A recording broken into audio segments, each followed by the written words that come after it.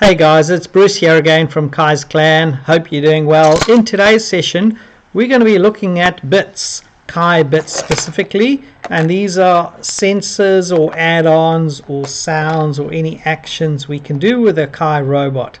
So let's get started. The first thing we want to do is you'll notice there's two types of bits. There's onboard bits and there's external bits. So external bits meaning your different types of sensors, and onboard bits are built into the robot. For instance, the eye color, the ultrasonic distance sensor, the sound, and its friendly little grippers.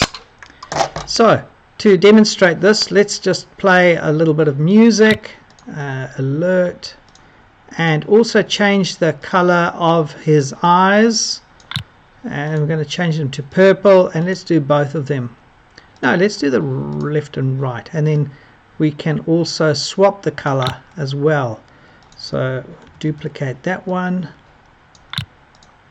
So with the right and green, this gives a nice cool effect. So let's run that code and see what happens.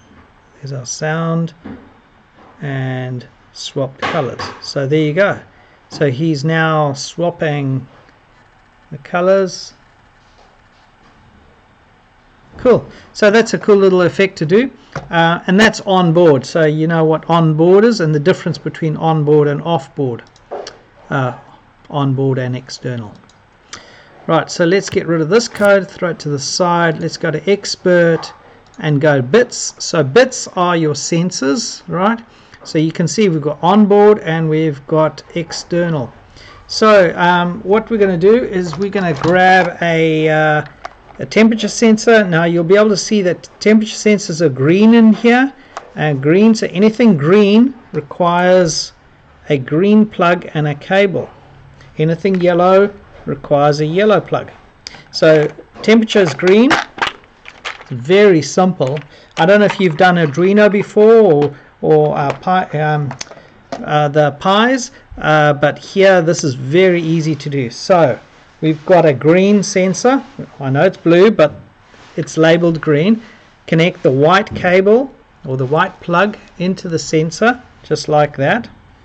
The green side is going to go into our robot. Before we do that, we've got these included little roof rack clips. So these allow us to mount the sensor onto the robot. So all you do is you snap it in like that, right? Then we mount that onto the back of the robot. It's got these connectors. Don't cover the QR marker, so just mount it in there. Show you on the camera. There we go. And then on the back you've got a green and a yellow port. So all we do is we push that into the green port. Very easy. There we go. So this robot is now all set up to give us temperature and humidity. But there's one thing we still have to do. On the right hand side here you've got this robot page, and you can see my robot number 8, which is the number 8 of the marker here, and we've got a green and a yellow port. So because I added a green sensor, I click on green and I scroll down and I find the temperature and humidity. Click save. The robot, you'll hear it beep. That's a confirmation to hear that it's ready. And now if we click robot 8, and I'll move my camera out the way, you can see we're getting a temperature and a humidity, right? So if I breathe on this, you'll see that the humidity goes up.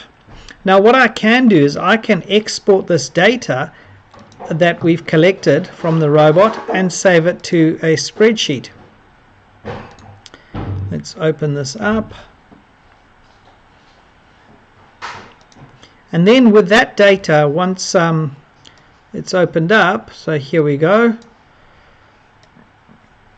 you'll see that we've got robot 8 sensors, and we've got the ultrasonic distance sensor, and if we look for temperature humidity sensor and we scroll all the way down, we should start seeing whoa, I scrolled way too far down. Here we go. We're starting to receive humidity and temperature, or temperature and humidity. I can also get the robot positions and the battery life of this robot. So this is really good for graphing data, really nice for data analysis using Excel or Google Sheets. So let's try some different sensors, and I'm going to use the water pump that comes with the Classroom pack. So this has got a relay built into it, so that's a relay. We've tried to waterproof this, but it's not a very good waterproof, so please don't submerge this relay in water.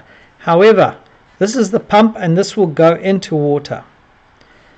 This connector is not a green or a yellow one. This will actually get plugged directly into the robot. It's the only one that does get plugged directly into the robot, but let's see how that works. So again, we're going to need to go in here and choose a sensor.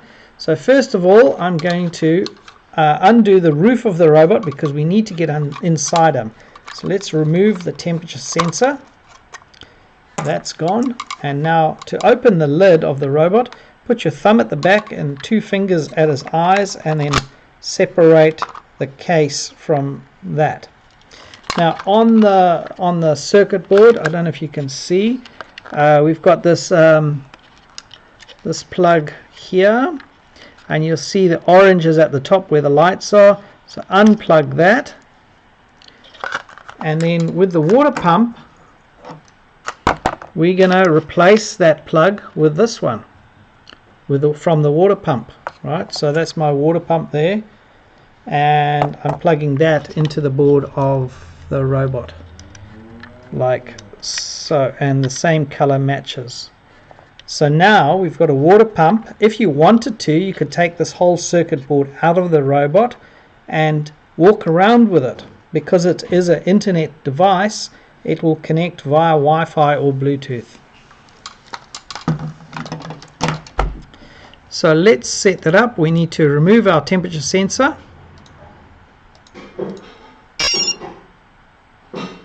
That's saved. And now we need to add our relay.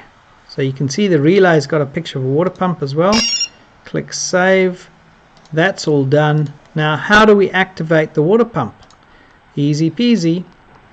Right, so let's go to action, and we want to, here we go, add on water pump. We're going to turn it at 50%. I want it full speed.